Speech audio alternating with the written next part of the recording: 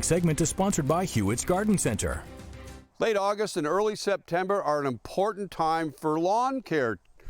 One of the big things people need to do this time of year, if you need to start a new lawn from seed or you want to patch some bare spots, now's the time to do it. In late August and early September, we have the remaining warmth from summer that will help germinate the seeds quickly, but we generally have more rain to help that seed sprout. So what do you need to do all this stuff?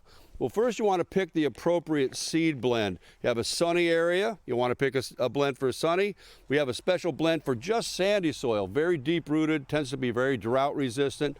And then shady for deep shade of trees. So it's important to get the right blend because they really don't all perform the same in different areas.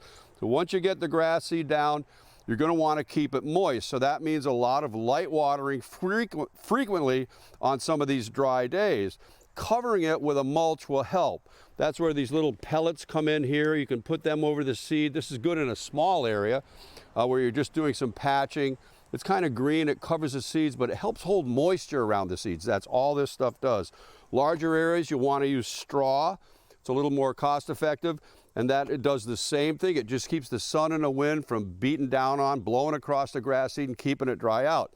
Because the ultimate rule with grass seed is, once you put it down and water it the first time, you can't let it dry out, not once, not for a minute, until it germinates.